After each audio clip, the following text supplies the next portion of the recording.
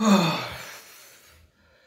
immense est ma tristesse. Vraiment, j'espérais un meilleur résultat, j'espérais une meilleure fin du match, mais bon.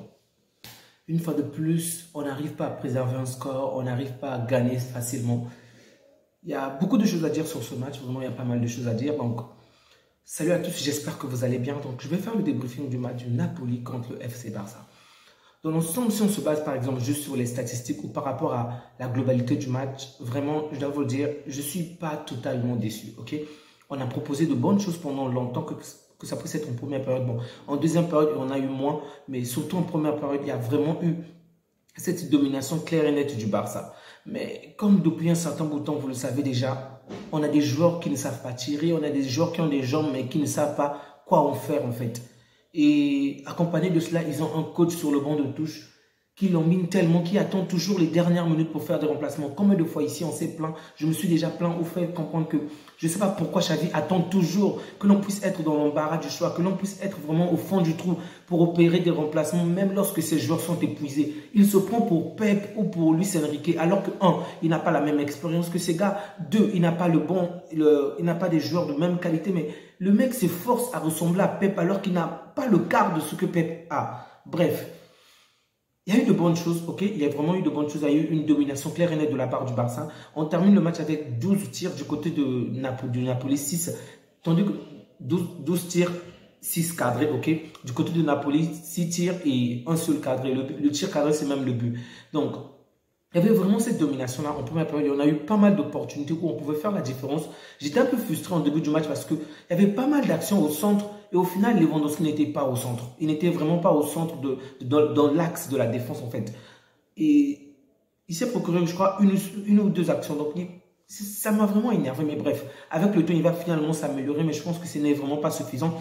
Il y a de très bonnes choses que j'ai vues dans ce match, comme par exemple la cohésion du groupe, surtout pendant la première période, c'était vraiment admirable. Dès que l'on perdait la balle, on avait au moins 2 ou 3 joueurs sur l'adversaire. Dès qu'il fallait se projeter, mais même dans nos projections, c'était vraiment intéressant de voir des combinaisons de passes entre Pedri, Gundogan, De Jong, c'était vraiment beau à voir. Maintenant, le premier souci, c'est déjà, comment dirais-je, cette finition, ok? La finition qui n'est vraiment pas bonne. Donc, aujourd'hui, je préfère vraiment qu'on appelle Hansi Flick parce qu'avec lui au moins, on ira plus dans le sens de pouvoir concrétiser chaque action. Le jeu de Xavi, on rentre trop, on est trop timoré, on est trop...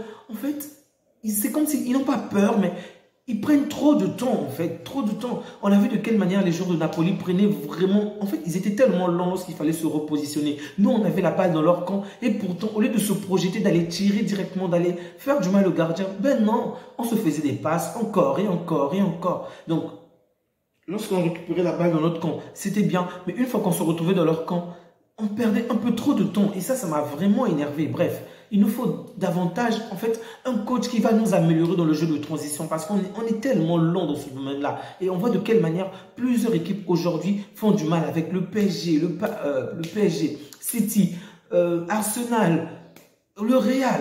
Il y a tellement d'équipes aujourd'hui qui profitent vraiment de cela. Est-ce que la domination qu'on a eue sur le Napoli, c'est parce que nous étions réellement forts ou c'est le Napoli qui était juste faible?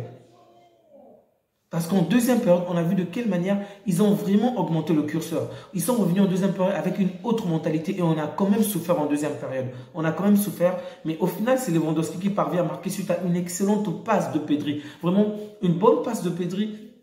Une excellente finition de Lewandowski. Bravo à ces deux joueurs-là.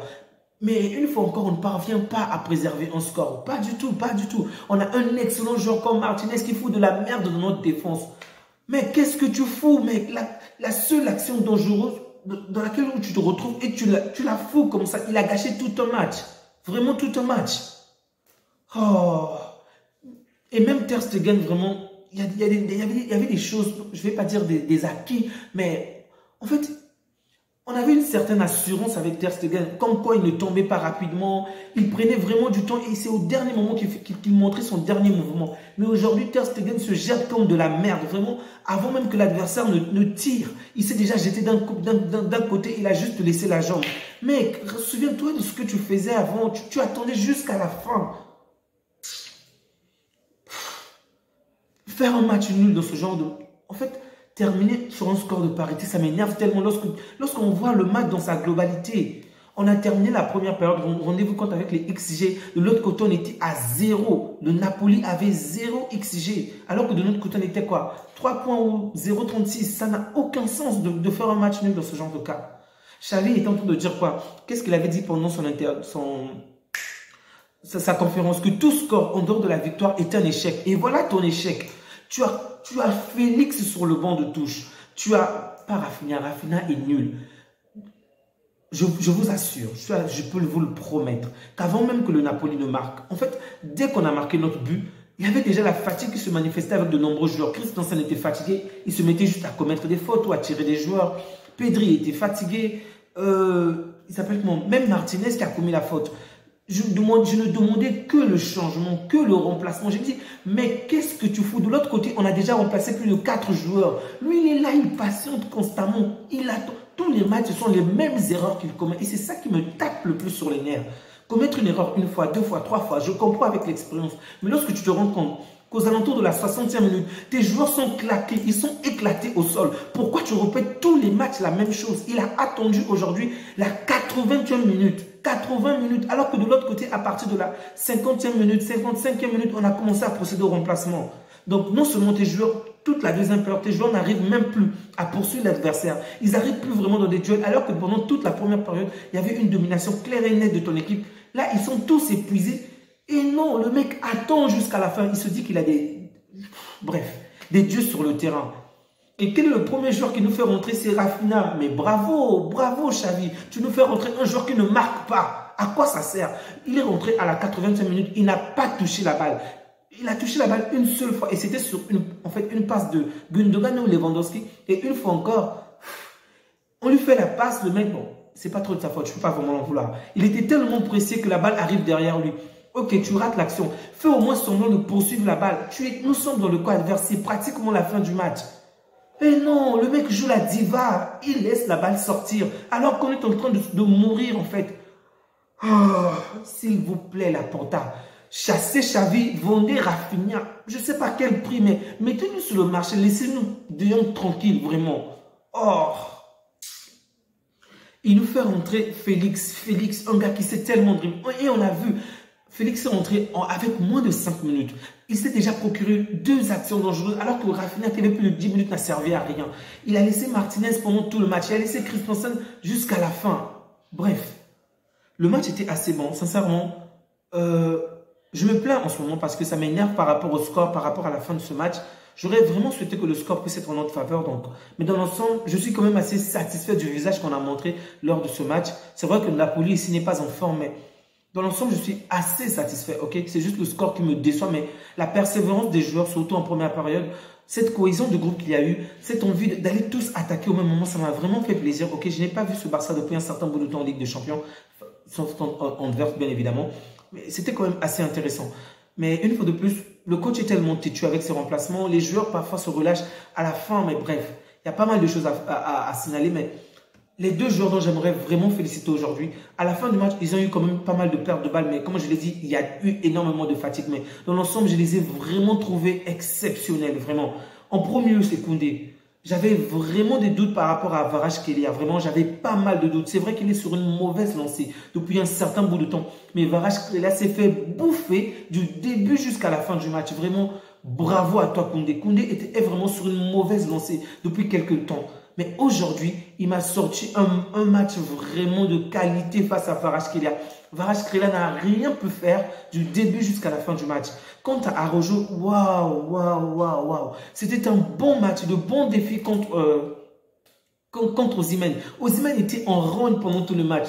Vraiment, j'ai aimé la performance de Araujo. Et qu'est-ce qu'on se rend compte? Pendant, en fait, la seule action du match où Araujo laisse finalement Osimhen, malheureusement, entre les mains de Martinez, puisque Osimhen est allé de l'autre côté, c'est la seule action qui pousse au but. C'est ça qui m'énerve le plus. En fait, on a eu en première période pas mal d'opportunités où on pouvait agrandir le score. On n'a pas pu le faire. En seconde période, on commet une erreur, une petite erreur. Et c'est l'erreur qui cause le but, une fois encore. Bref, les points positifs, comme je les ai déjà énoncés. Un autre point que j'aimerais souligner aujourd'hui, depuis pas mal de temps, on prenait pas mal de buts dès le début du match, ou encore, donc, que ce soit en première période ou en deuxième période, ou encore lorsqu'on parvenait à marquer. C'est vrai que le second but aujourd'hui est entré par rapport à, je crois, 5 à 10 minutes après notre premier but, mais ça, c'est déjà à féliciter, ok? Et j'espère qu'on va s'améliorer dessus. Parce que rendez-vous compte qu'en Europe, nous sommes la première équipe qui se prend le plus de buts. Je dis bien la première équipe. Le plus de buts en début du match. Ça puisse être donc à 1 minute ou encore à partir de la 46e. Donc aujourd'hui, au moins, il y a eu ce changement-là. J'espère juste qu'on va s'améliorer et que nous pourrons remporter le deuxième match. Vraiment, j'espère qu'on va faire de meilleures performances au match retour. N'oubliez surtout pas de liker si vous avez aimé la vidéo, de disliker si ce n'est pas le cas, mais de laisser un commentaire afin que je puisse savoir quel est votre point de vue à vous. Prenez bien soin de vous ainsi que des vôtres et que Dieu vous garde. Au revoir.